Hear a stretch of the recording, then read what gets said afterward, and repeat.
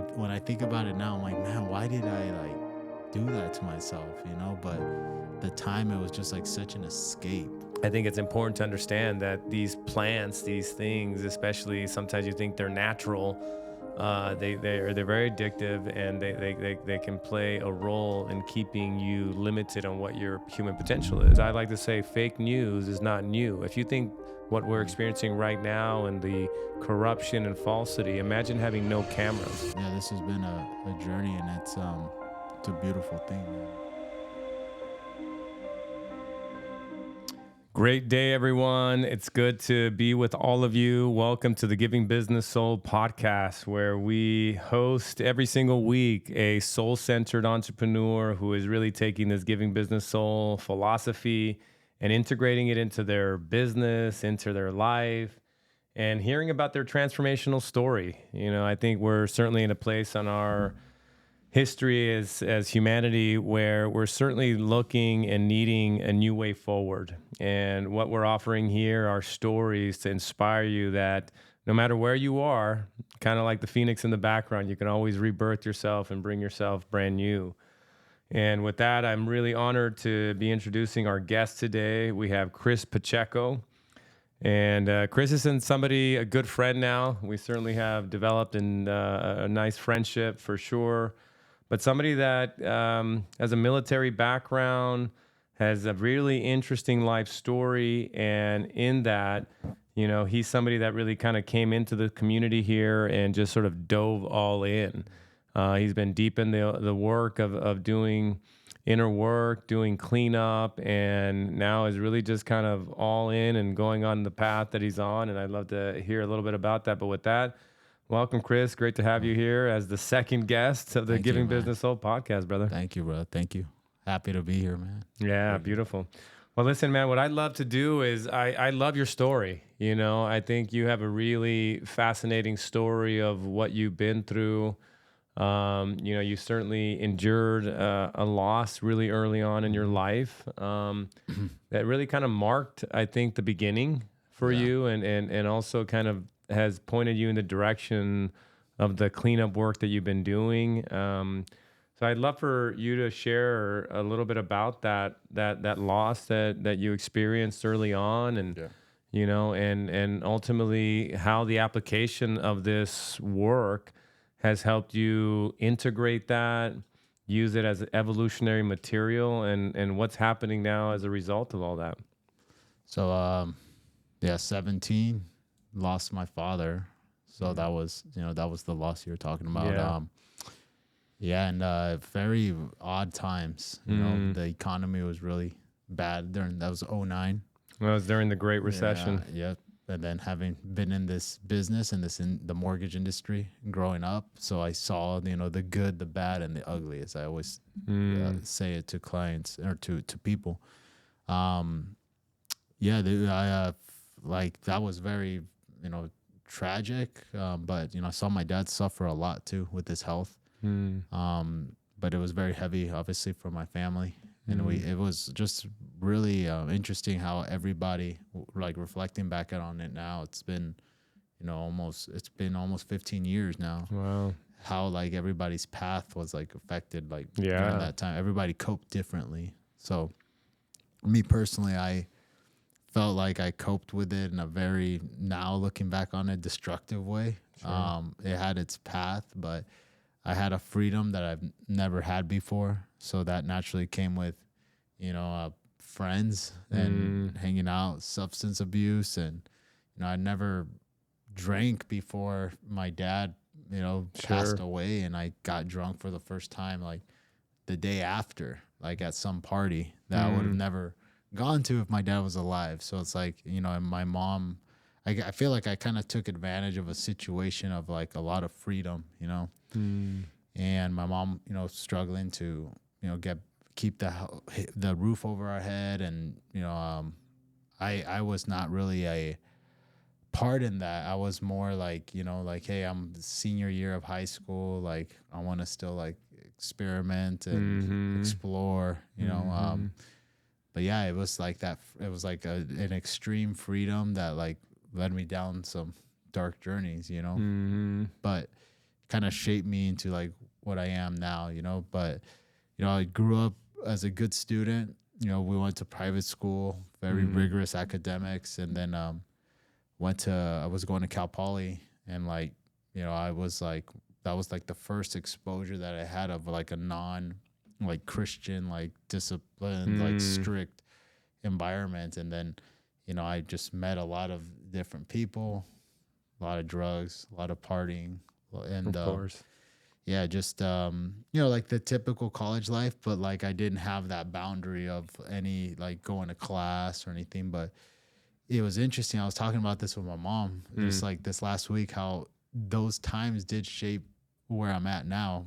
Cliche, right? But entrepreneurship wise, because like I was already like networking, and like because of that freedom, there was some beauty in it. Like I was already taking some like investment risks, like as far as like you know, my first job was, you know, selling magazine ads for a Latino magazine. And like that came from like going to the Chamber of Commerce. And then that came from, you know, being involved with like the student organization at school. So despite, you know, the self-destructing, self-inflicted abuse, like it was still, there was still some entrepreneurship in me. Yeah. Like I was really trying to explore myself. But would you say that like looking back at it now with the lens that you have and just understanding psychology and soul development, you know, obviously strict upbringing, father maybe a disciplinarian, and all of a sudden, you know, he's gone, you know, suddenly, you know, young, you know, what was he, 49? 49. And all of a sudden, just one day to the other, he's gone. And would you say then the alcohol, the drugs, you know, sort of the partying, was that, you know, the way that you sort of just coped with it and just kind of like numbing out the potential pain? It was, I don't know if it was that, because I remember like not like even crying like during those moments, you know. It was a very odd like thing, like where I was just talking about this with my mom as well. Like I barely like cried. Right. You know, So no at that real time. grieving. No. And like, I think that on the outside it looks like that's how I was grieving. Right. But like, I was more like, oh man, like this is a new chapter in my life of this freedom, you know, like no one's telling me what to do like anymore. Yeah. When I had this kind of like over me like this whole time, and I was always trying to fight it. Like I was like, man, I can't wait till I grow up to be like, but then it was like too extreme, you know, because my mom was always working, and like she was grieving obviously because she lost her husband. So my brother, my mom wasn't there. Like, you know, she was trying to keep a roof over her head. So, and it's you and your brother, and so she's trying to keep the roof for both of you, and the house and all the expenses, and during the Great Recession, nonetheless, certainly a big burden she took on. I think the recession was probably a more impactful thing than my dad's like loss on me personally. Because like I had seen my dad like go from like a great producer to like literally like working in our garage, like asking me for money to like put tires on the car. Like I remember that one specifically, you know. And then like him struggling with his alcohol use, like, so like that time, like I just like labeled like that's what that did to my family, you know. And then seeing my mom like struggle, like not being like the sales producing person, and then just, you know, going from job to job, and just like seeing her, you know, that was hard to watch. You know, back then. That was, I feel like, harder to watch than like seeing my dad actually pass. Wow, interesting. Yeah, I could see both lens for sure. There was almost like I think when we talked with my mom, I don't know if you remember, we talked about like there was probably even like a sense of relief, because it was like a huge burden. My dad's, you know, alcoholism was a huge burden on the family for a long time. And so there was like it was just very, you know, odd. A lot of people coming over all the time, you know, checking in on us. And I remember like my football coach coming in and like me still being drunk from like the night before, like from going out, you know, from some party that my mom didn't even know what time I got home. You Wow. know, so yeah, it was yeah, interesting times. And so then now you're in Cal Poly, you know, you're Yeah. kind of in the scene, you're Yeah. doing your thing, you got the freedom, you know. failing classes. Yeah, just doing whatever you need to. And then, so when does the military come into play? So basically, like so like it was like my sophomore year at Cal Poly. So I had an academic scholarship, and like basically I had nothing out of pocket. Wow. Like uh, went to Cal Poly. They told me I was on academic probation. All of that was stripped away. Wow. You know, couldn't even go to the school. So like that was like so disappointing for my mom. And then at that time, we were throwing I wouldn't call them raves, more like nightclub scene stuff in downtown Pomona at a Mexican restaurant down there. And like we had developed a digital marketing company like during that time. And I was just like getting like super like, what's the right word? I think manipulated or like even extorted a little bit by a guy that we were looking up to who was like in that scene, but a lot of drug use during that time. It was very toxic. That's where I knew Nick from. Got it. So it was a group of us, made no money. These guys were living in my mom's garage. She was just like I guess tolerant to it to a certain point. And then when like the school, like basically like I told her mom I'm like out of school, like she had no idea like what my grades were, nothing. Yeah, she's just trying to survive. Yeah, it's just that's what really like this just led her like you need to go, you need to get out of this house. And I was 20 at that time, and it's like go find your way, you know. And like at that time, you know, like talk about flow of life. Like I had just gotten like a job at the Anaheim White House, like just like, so I ended up, my mom's just like, you need to go. So I was in like the Anaheim area, like Orange County for like, I would say, well, I was there for like a year and a half before the military, you know, and I was homeless, bro. It was crazy. I was like couch surfing and like sleeping in the back of my car. All my clothes was in the back of my car. It was crazy. Wow. Yeah. And you're like 20, 21 at this time. 20, 21. And then I started getting, you know, I went to Santa Ana College. There was something in me that was like, you need to like fix this. You need to, you know, start, you know, making something out of yourself. I was embarrassed that like I was seeing people starting to graduate from school, and I was like just doing, you know, working odd jobs and trying to survive, you know. So I went to Santa Ana College, went into a fire academy program that has always like attracted me to do.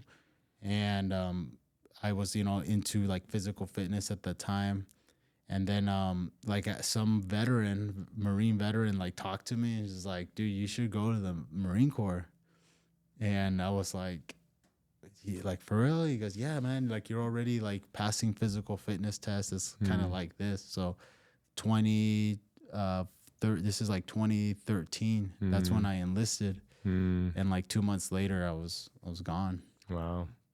Yeah. That was a rude awakening. Yeah, I bet, right? You go from, you know, sort of partying it up and sort of the restaurant lifestyle and just little community college to just like almost like the disciplinarian of your own dad again, but like in an institution. It's like, okay, boy. It's kind of like, it's like you get pulled in like into a bus, and it's like kind of like, like you're kind of going to prison a little bit. Because you're under their supervision like immediately. And that was like barbed wire everywhere, you know, just institutionalized, man. It's crazy. So tell us then, like, what happens after that? I mean, you go through the Marines, you come out of it, and you know what happens. You know, you go immediately into owning your own digital marketing company. That seemed like it was still going. How did the military and the Marine Corps sort of help you then move into the world of business, and what were some of the things that you took from that? So I started the digital marketing when I was in. So Nick had come back and said, hey, you know, let's start this business, but I need like a front guy, like a sales guy. And I was like, man, all right, like let's try it, you know. And that was kind of like, that was like some divine timing, because I was already like predicting like, what am I going to do after I get out? But I had already like that thing inside of me of like, you know, not having regrets. Like I was like, I had failed in business and it like stripped a lot away from me, put me in debt and things like that. And I was like, you know what, I wanna like give this another try, like an honest try. And then like slowly but surely, one client at a time, we were getting in, that was starting to form to the point that we started making more money than I was earning in the military. I was like, you know, I think I gotta get out. I was already tasting the civilian world, like the prospect of that. And then when I got out, I, you know, and like we've talked about this, like a lot of guys have that trouble of transitioning out of the military. I was very fortunate that I had just like jumped in and was like already kind of paving a path, you know, like got all my compensation for medical, all of that like set up beforehand. Got into USC. That was like continuing, that kind of like complemented the business things that I was getting into. And just was doing digital marketing, growing that. It's like 2018. So we were getting out there, just, you know, it's just networking, getting to be with as many, you know, businesses as possible, doing web design, you know, SEO, running ads. But then I kind of got into because of my mom, who was like now kind of more established loan officer at the time. She pulled me into the mortgage and real estate world, you know, so that's where that was basically like my journey to where I'm at now with being a loan officer, a mortgage planner, sorry. Yeah.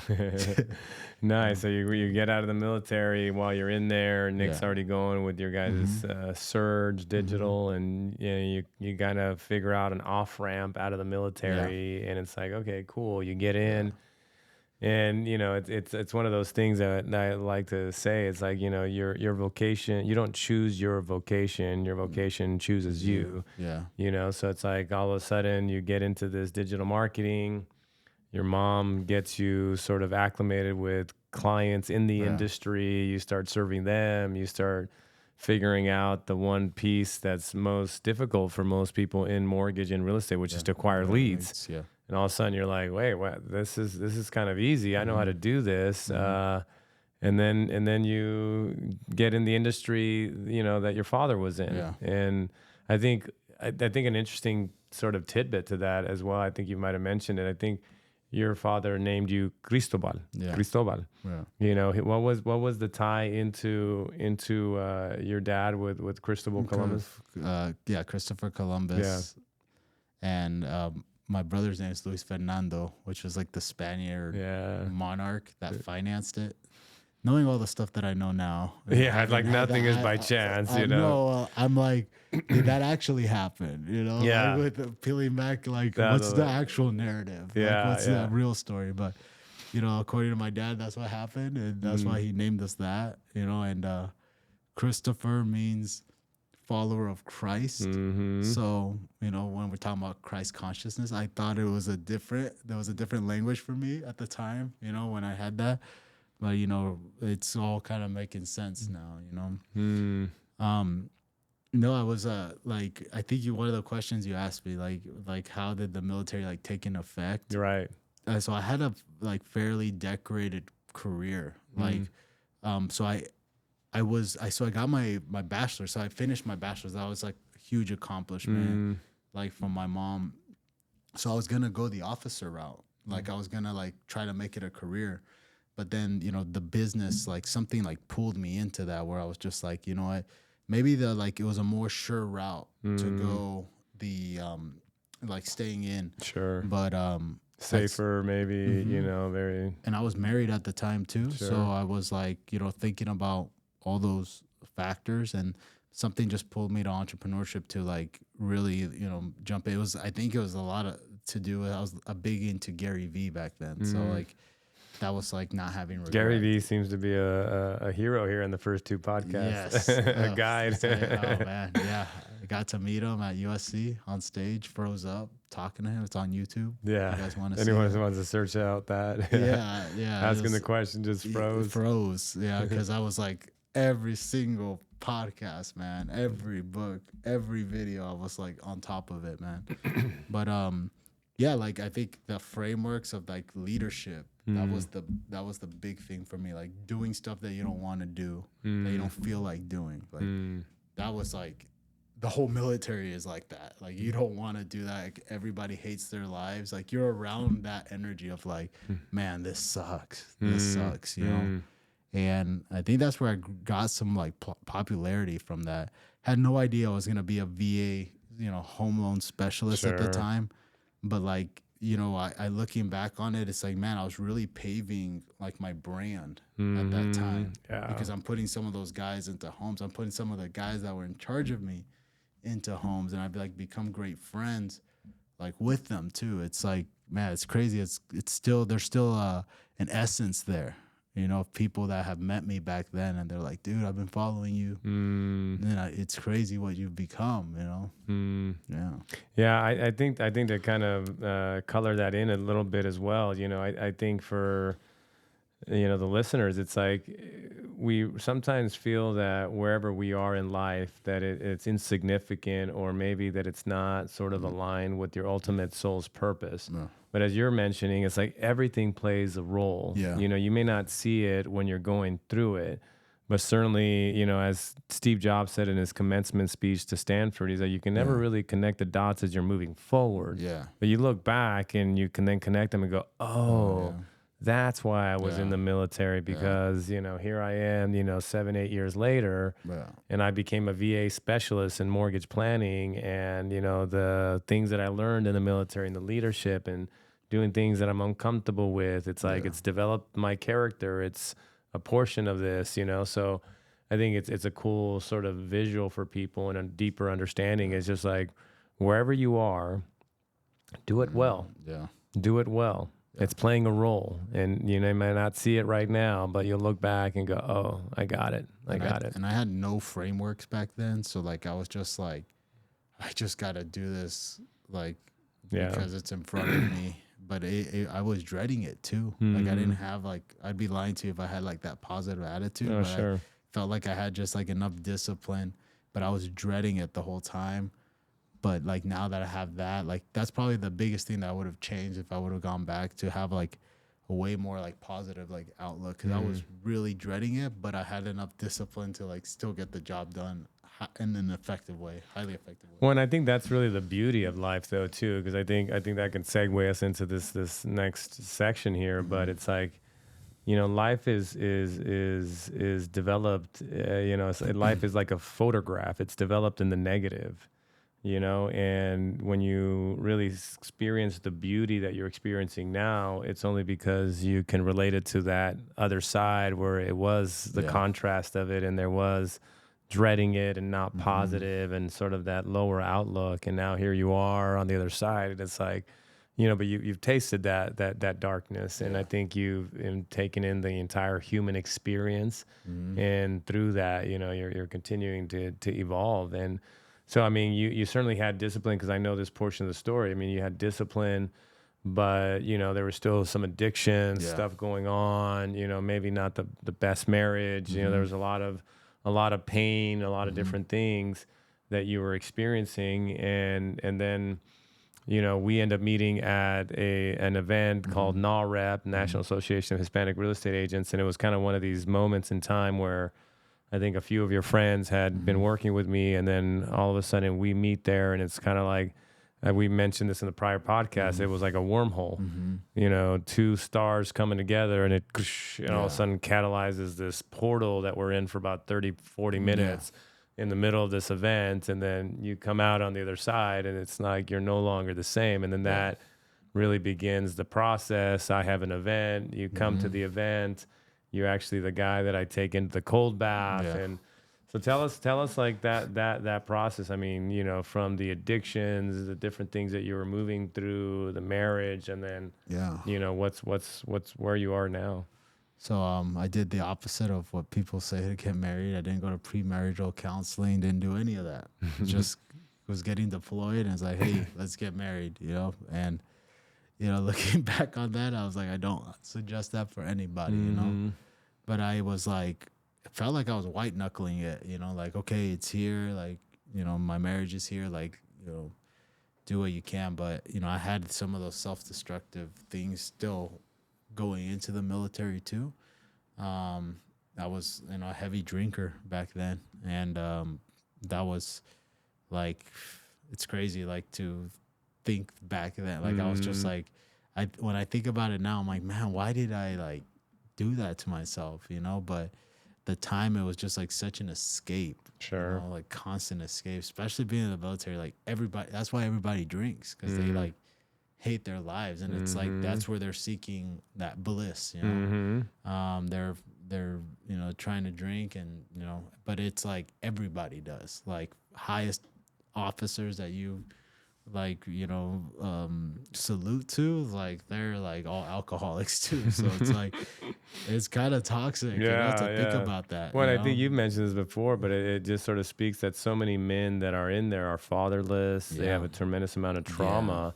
And since they don't have the mechanisms of how to really address those pains, and you know, and then you go into military combat, and so it's like you're putting trauma upon trauma upon trauma, and so you just got a bunch of PTSD running.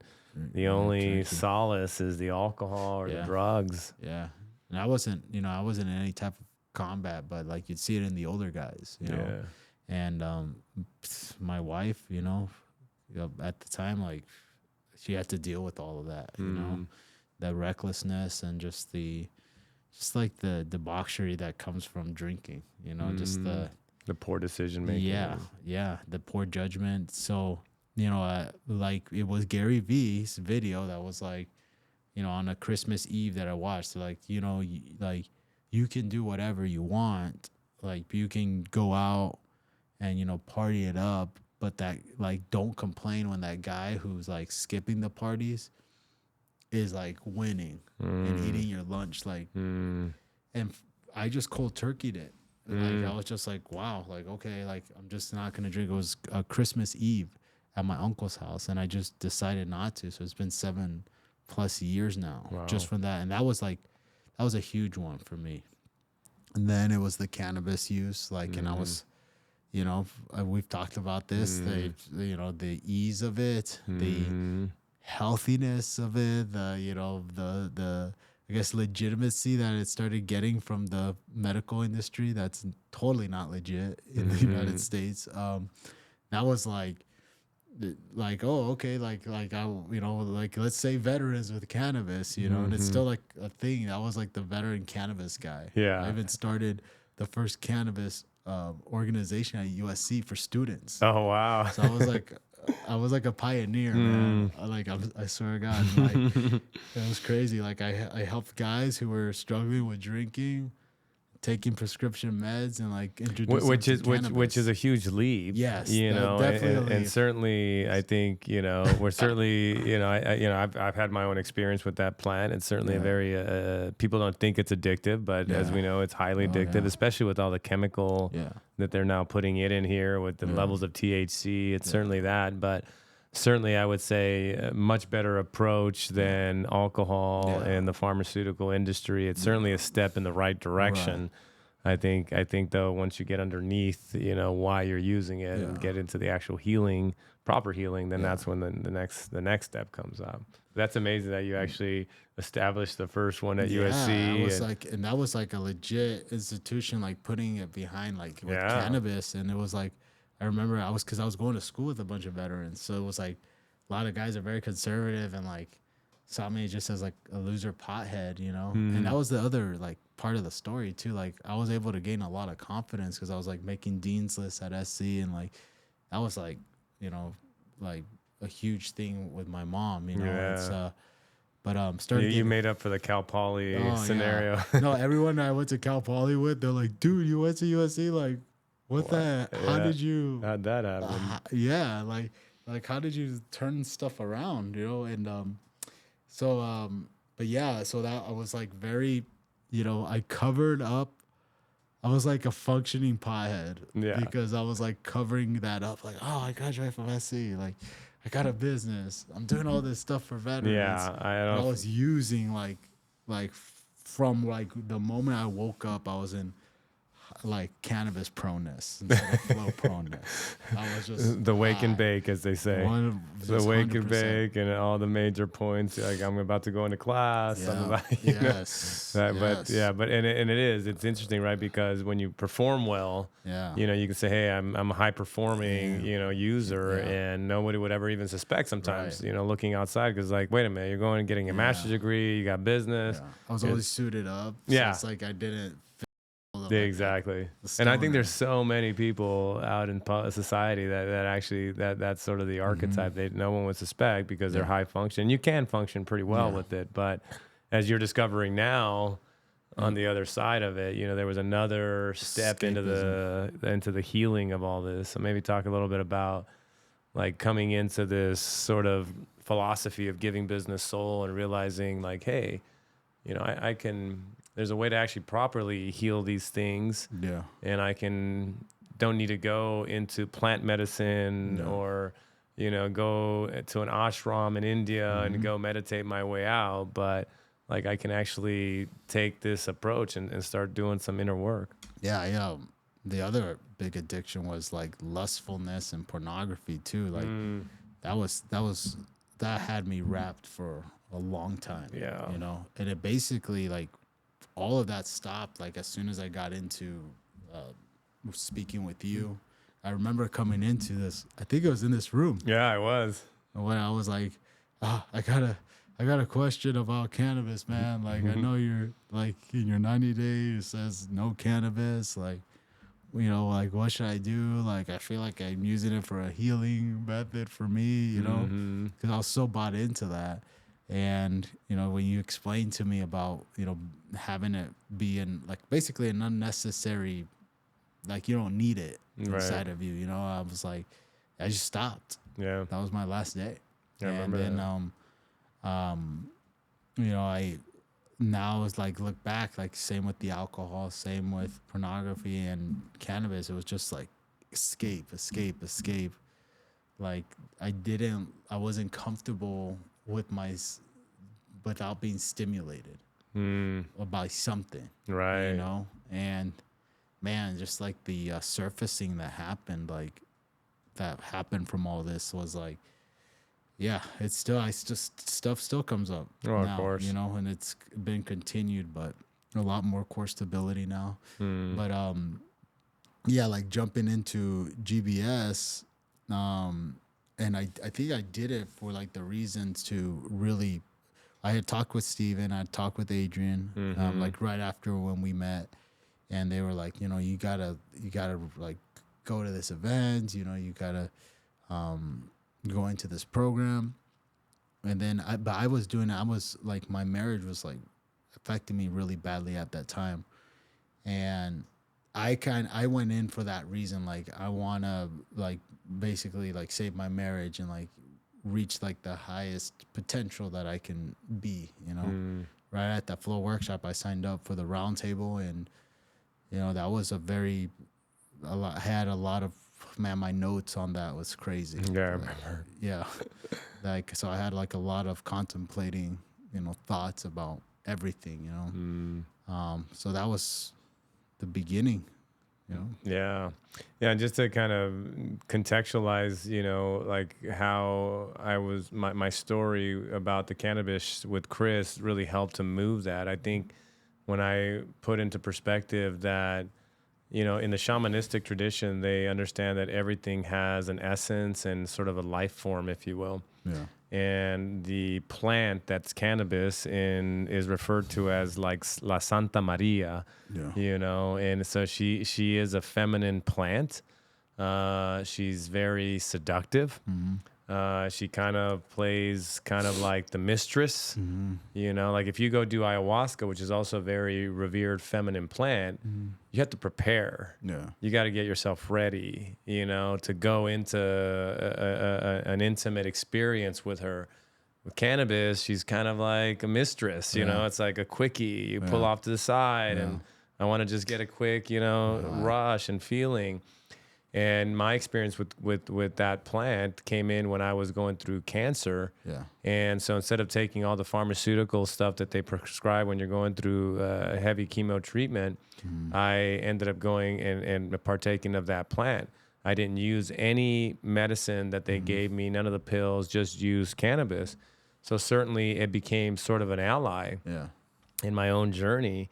And it would be until many, many years later, very similar, very functioning. No one would have ever suspected it because I was mostly using it in the evening to go to bed. Yeah. But no one would have ever suspected it. And when it came time to like remove that energy from my life, it was very difficult, very difficult.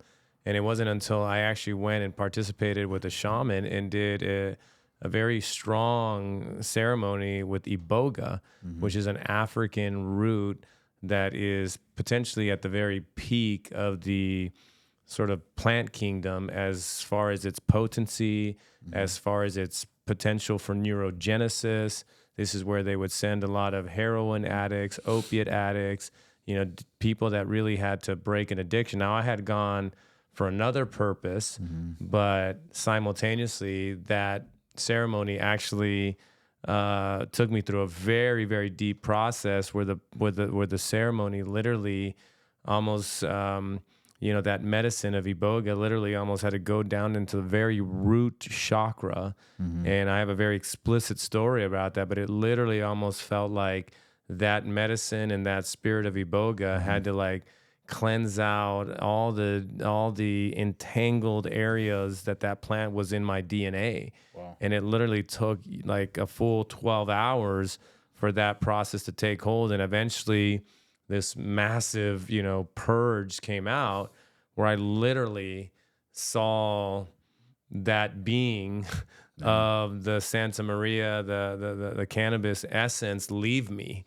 Yeah. And when I languaged all of that for Criss, he's like, I don't want that in my life. So it was literally that story that sort of shook him. And then that got you to release that. So for those listening, I think it's important to understand that these plants, these things, especially sometimes you think they're natural, they're very addictive, and they can play a role in keeping you limited on what your human potential is, So, but yeah, just to kind of contextualize that a bit for people that may be struggling with it, and may have a tough time with it. But so then what happens? You go through the round table. This begins like the exploration of your inner world, and like, how is that journey going? Man, it's I thought the result would be different. I thought I'd be in like this, like in a peaceful ashram, like inside me, and I feel some essence from that, but there's a lot of cleanup work that's still happening, presently, and but like now that I have the frameworks, I'm like, man, this is okay. I know how to attack this, like I know how to like take this on, I know how to language it, I know how to be with it, but I'd like to think I'm in a state of surrender now, where I'm like, okay, these thoughts, these feelings surfacing, there's a purpose behind this, these triggers, it's a whole different lens of looking at life, and I don't feel like I'm in this like chase mode anymore, where I'm like, and I sometimes actually do catch myself in sometimes like being forceful or like trying to get a hit the goal, like goal, like out of my own doings, but it's undeniable that there's definitely other entities, other flows, other essences at play here, like working in the unseen, and I'm a full believer in that now. So but as I sit here today, May 11th, at about 12:30, like I feel pretty good. Like I feel, very centered now, and I don't know if you want to go into self-realization, but sure, yeah, exactly. Well, yeah, I think again, one of the frames that we offer here, that really just distills very cleanly what the mechanics of consciousness are. It's the wake up, the clean up, the grow up, the show up. right? And where we are really positioned as an organization and Giving Business Soul is really that cleanup, you know, where we give people the mechanics, the frames, the tools, the language of how to do that. And what we mean by tools, language, and frameworks is like the language is necessary. Like if you're going to do soul development work, if you're going to do work of consciousness, right? Just like any other industry you're going into, you need to know the language of that industry, right? Most people have no language for their inner world, for the unconscious, for soul development, for mechanics of consciousness. So that's step one. Yeah. You need that. You also need the frameworks, right? Well, frameworks, you hear us saying all the time, you need lenses. Frameworks is just another word to say you need the lenses to be able to spot these things unfolding in your own life. If you don't have the lenses, you can't see it. Right. But once we give you the lenses, you put them on and you start to see your own world through that. It's like, holy moly, holy shit. Like, okay, I get it, right? And then we also offer you the tools where you now have, you know, the great tool we have in here that we offer is the spiritual psychology tool, as well as the gene keys. These are two great tools that you can have that we teach so that you can begin to actually integrate the wounding, understand the shadows, release the gifts from the shadows, and being able to do that. And when you start to approach your life from those lenses and from that template, then it kind of really orients you and you go, oh my God, you know, because as you start to clean up and you start to say, well, you know, you start to touch those essences of bliss and peacefulness.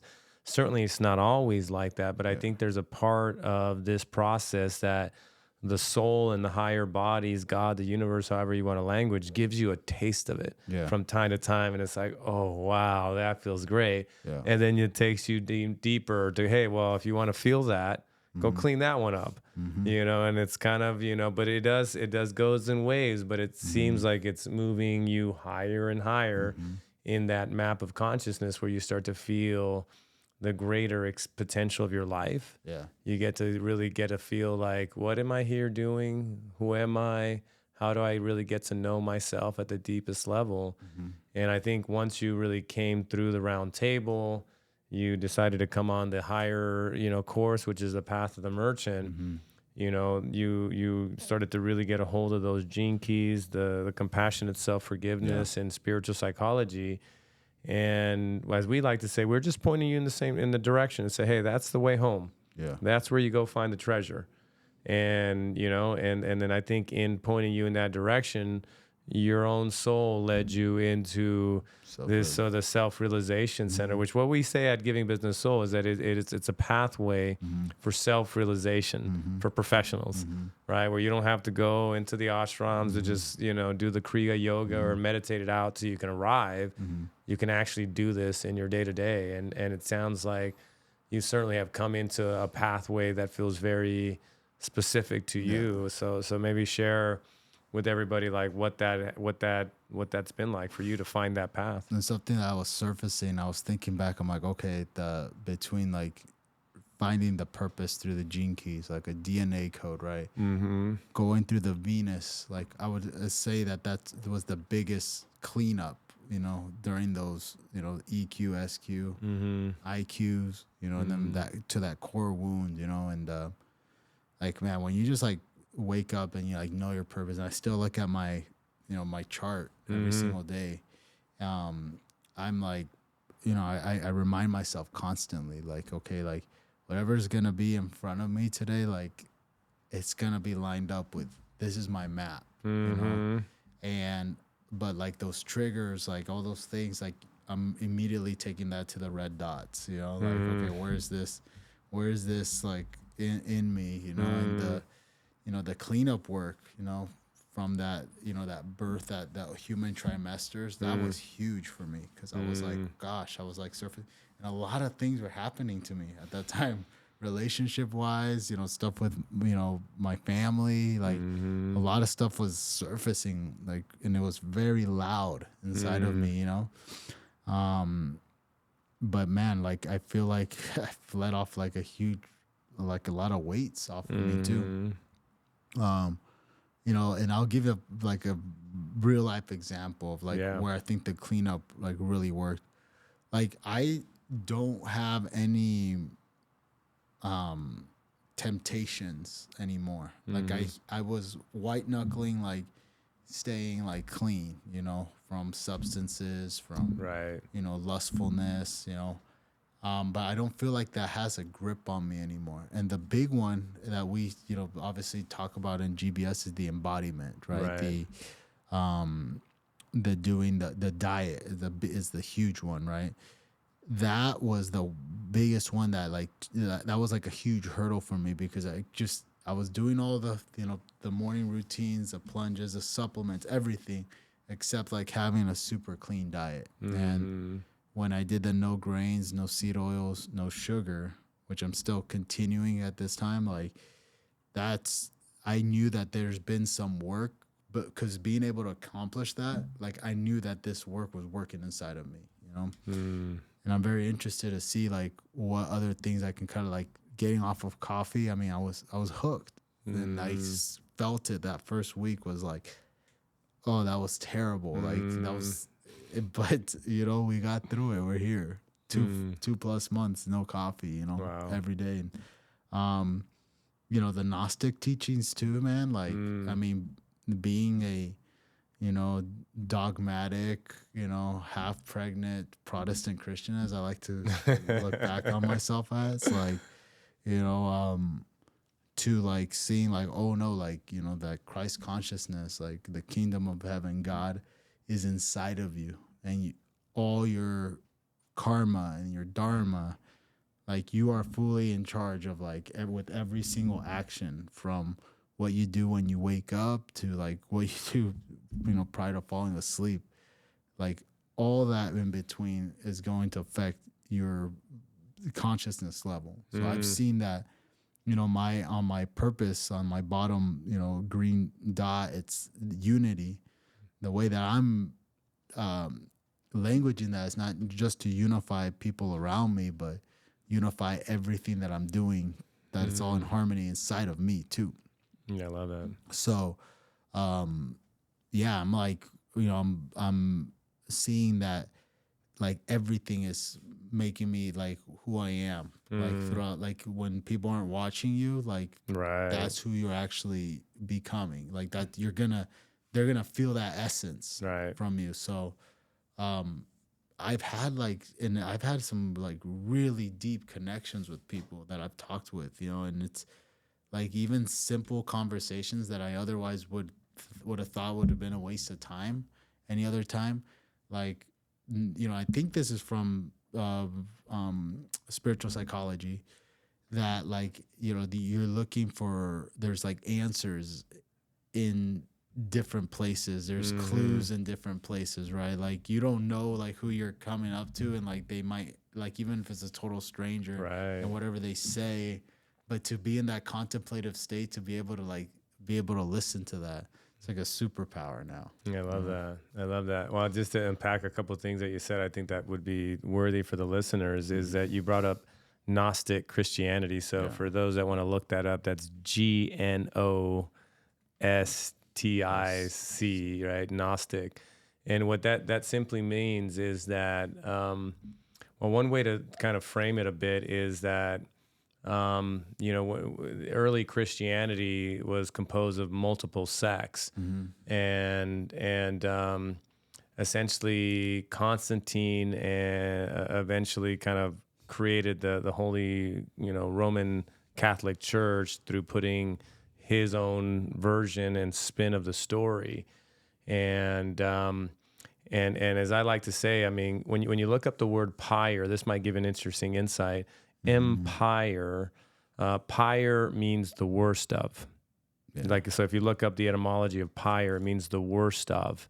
And then EM means into. So empire, literally the etymology is into the worst of. So what empires really are, they're really the worst of humanity. They are composed of individuals with very wounded childhoods, if you look them all up. And they end up on a conquest to dominate, to control, to move, this expansive thing out into the world, and they create the Roman Empire, the Ottoman, the Persian. all of these empires, and they all come crumbling down. But certainly, if you spend any time, for anybody that's of the Christian faith, what I would say, look into the origins of it. Like literally, like don't take dogmatic what you hear and say, okay, that's got to be true. Like we are in the age of truth, where information is there. You just have to have the courage to go look for it. And when you study the Roman Empire, you really do see that that time period represented some of the worst of our humanity. And so, as I like to say, fake news is not new. If you think what we're experiencing right now and the corruption and falsity, imagine having no cameras, no social media. Those individuals really brought forth whatever they deemed to be in their best interest, not in humanity's best interest. And so in the late 300, like 380 AD, theosis, Roman Empire decided to get rid of the Gnostic Christians, which really, when you study the Gnostic Christians, was the root of Yeshua. As I like to say, it's like the incorrectly known as Jesus. His name is Yeshua. And so when you really study that tradition that he stemmed from, which was the Essene tradition, they were Gnostic Christians. And they were some of the first people that theosis wanted to get rid of, because they held a template for humanity that represented that we can all bring forward our own divinity in human form, that there is an approach to this life through the earth plane where we can, salvage our own soul, that it wasn't in the belief of one man, but that he came to demonstrate how to do that, because that consciousness was lost. And as a result, we were experiencing very dark times in our humanity. So he came to leave a way forward, a blueprint. I am the truth. I am the way. I am the light. And that blueprint that he left for us, essentially, he was known in the Gnostic tradition as the Great Revealer, right? So he came to literally reveal the plan and the approach of how you can bring forward this highest form of human potential within the human body. And that portion of Gnostic Christianity was a direct sort of it was a direct I would say battle or an adversary of the emperor, because the emperor was supposed to be the conduit to God. And these Gnostic Christians who said, no, you can also be a conduit of God, that was like a direct battle, So he said, no. We, the one emperor who is the conduit of God, I am. Everything else, you peasants cannot do it. Right. You cannot have this divinity. This is reserved for us.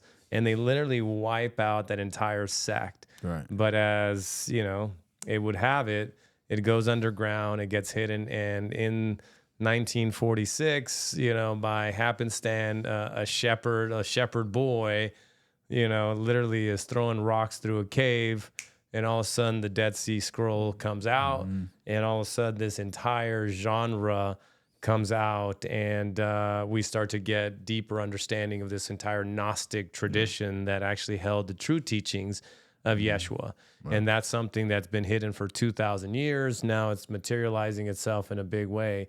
And anybody that's Christian, when they read that side, I'm pretty sure 99% of the people would go, because you have a truth filter in you. Yeah. Right? Like you were a Protestant all the way in. Yeah. So, and I grew up Catholic and then Christian. But when you understand that, and then you study the Roman Empire, I can guarantee that anybody listening, 99% of you, if you just like break out of the church structure and the institution, go read the Roman Empire, go read those emperors who did that, and then go literally look up Gnostic Christianity and do some research. Your heart will just go, it'll go off like a tuning fork, and then you'll end up understanding that this has all been sort of systematically removed. So, sorry, I went on a rant there, but I think it's important just for people to understand, because they hear Gnostic and they think witchcraft or something, and it's like, no, this is actually the hidden teachings of Yeshua. And what surfaced for me there was like, I remember specifically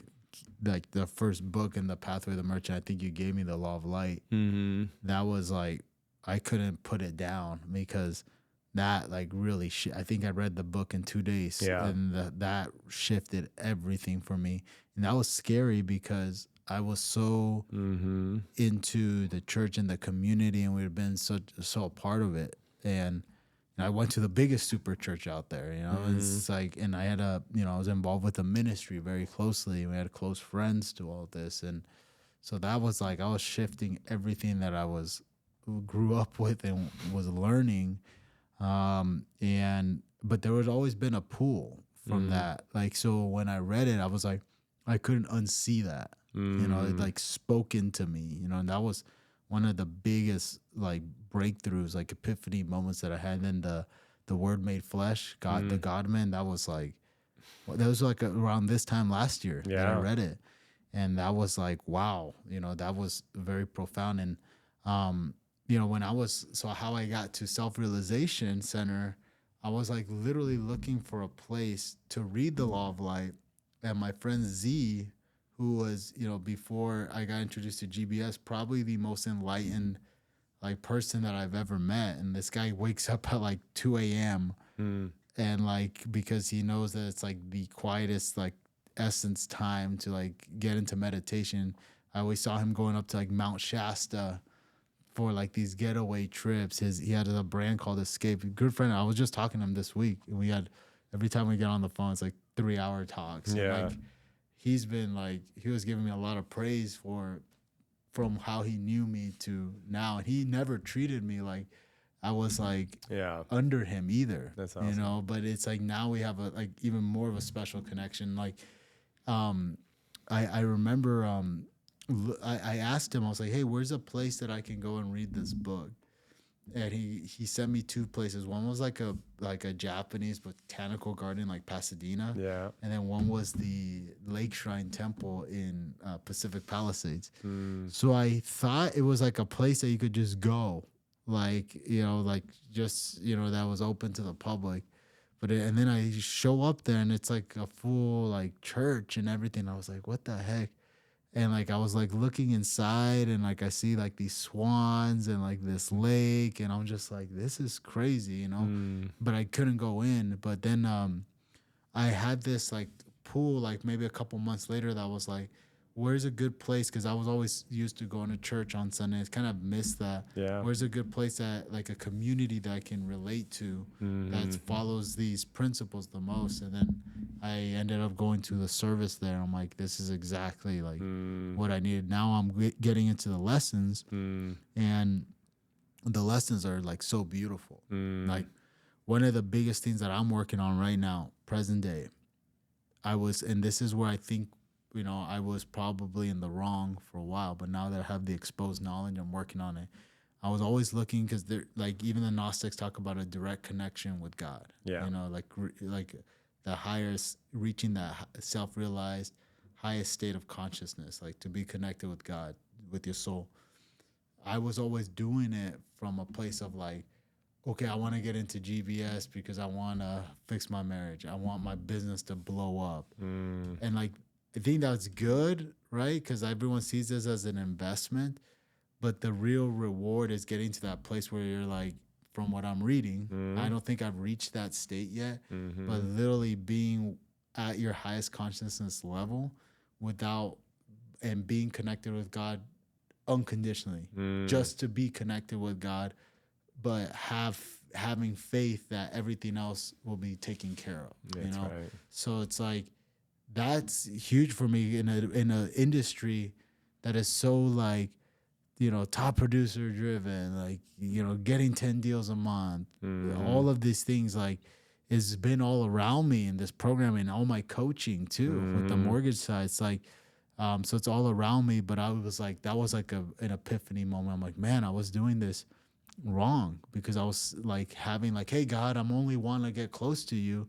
I wasn't saying this directly, but my actions were speaking like, hey God, I only want to get close to you because I want you to get into my business. When I was tithing my 10%, I was only doing that so I could get a direct result in my business, you know?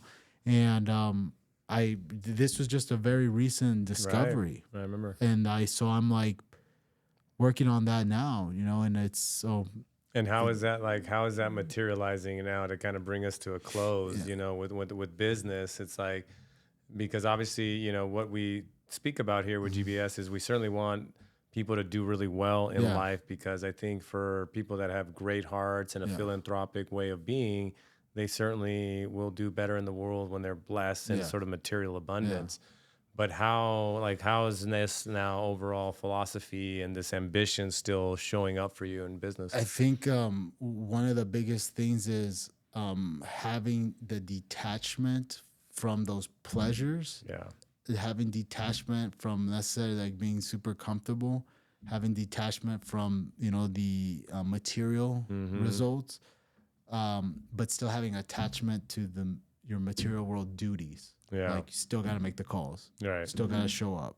You know, you still, and that's where I really related to Yogananda's, because that's his teachings of like, you know, you can't be extremely like just dedicating your life to living in an ashram and ignore all the rest of your material duties. And at the same time, you can't just be doing your material duties and be stuck in the material world, like just working for results. So I think that GBS could actually probably be a bridge for people that are probably, we would say they're spiritually enlightened, but they're ignoring their material duties. For sure. Too, I think we brought in a lot of people that I think they're just super on the spiritual side and letting go of everything else, the body, the physical, the material, the business. And it's like, and once they see, oh, I can combine them like you're doing now, where it's like, it's really the middle way. The middle way. You know, it's like, you know, kind of like Yeshua, right? He's sort of the intersection between the Son of Man and the Son of God, right? That's that middle way. It's like we are both our humanness and our divinity. We're both our philanthropy and our business. Everything is about that middle way, and what GBS represents is that middle way. That's why our logo is the sun and the moon intersecting each other, because the sun is the masculine, the moon is the feminine, and bringing that into union within yourself, and then eventually into the external world, which you're beginning to do really beautifully. And I'm like, for me, it's like what I would say, like where somebody listening to this is like, okay, like this is gonna be an investment for me. Don't look at it as an investment results wise, but look at it as an investment. Like you can come up as a higher potential version of yourself every day that you walk into your door to your office, you know, and once you start doing that cleanup work.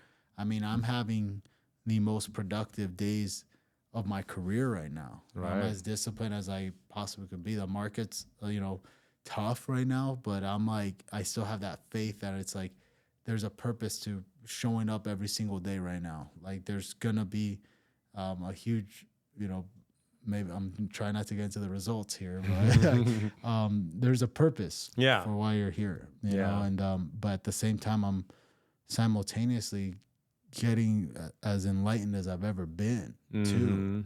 You know, I'm not letting, you know, a slower market affect me in a negative way where I'm like, and those temptations have been there, you know, to like, oh, like, you know, like you want to escape, you want to take a day off and not, but like you just rely back on your frameworks, So I love that. Well, and I think, you know, for those that can see, I mean, Criss, if you look at a picture of before and after, the reason they call it enlightenment, you know, it's because literally what you're doing is you're going into the dark and cleaning up aspects of yourself. And what starts to happen is sort of that what we would refer to as the Christic light, or the light you're given when you incarnate into the world. That light, that frequency starts to emanate, you know. But you have to have the courage to go in, cleaning up, do the work that's necessary, and then what starts to happen is that light starts to shine through. So that's why you look at Christian iconography, and you always see the Christian mystics sort of always shown with a halo. What it's depicting is that they were able to attain that self-realization, that light of Christ that starts to shine through. And, you know, I think you're a really great example of that. I mean, if you look at your appearance side by side, it is, you know, you can see it just really like that's starting to really come through. And that's what this path really arrives you to. And being able to walk with that sort of level of internal light and guidance and peace, it's like the material is going to come. And when it comes, it's great. You know, but you're cultivating the real riches in this reality, because we can clearly see that based on the fact that so many people that have money commit suicide. Yeah.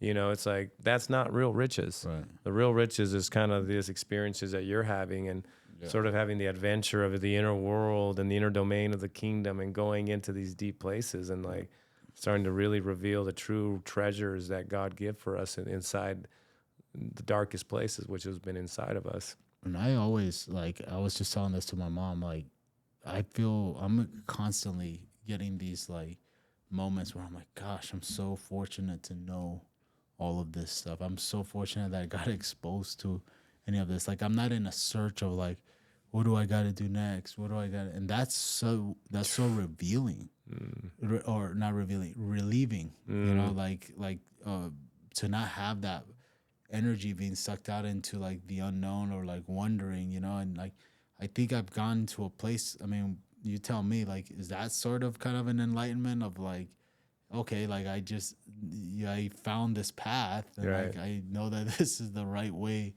to go. Yeah. Like, I don't have any questions about it anymore. Yeah. You know? Well, I think that's what a lot of people share when they come through the Giving Business Soul community in the round table and the path to merchant. They feel a sense of relief that they're at least moving in the right direction, because until you really found a path that can deliver you home, seeking gets in the way of finding. Yeah. You know, and so many people that are in the spiritual thing, it's like they're on a path, and it may not even be the right path, and then they pivot, and then they're there for a little while, and then they pivot, and it's like a spiritual Disneyland, and you're just going from one thing to another thing, but you're not really moving the needle in a big way. You might touch some stuff from here and there, but you're not really anchoring in that thing. And when you know you're on the right path in the right direction, it's like, we're very resilient as humans. Just like, point me in the right damn direction, and I'll work my ass off. And if I'm working my ass off, and then you're getting nugget after nugget and more revelation and more peace, okay, I'll just stay right here, you know. And I think that that's beautiful that you've arrived there. You feel that sense of conviction. I'm on the right path, and you just keep going and applying your energy towards that, man. And I think as we close here, just it's grateful to have you here at the Phoenix. Grateful to have you here as an ambassador for Giving Business Soul, as a merchant, and I am really curious to see the rewards that are coming from all the effort you've been putting inside the this pathway. Because not that you need it per se, you know, but it's gonna be great that when I see that reward and that bountiness come into your life, brother. Yeah, I appreciate it. Yeah, this has been a journey, and it's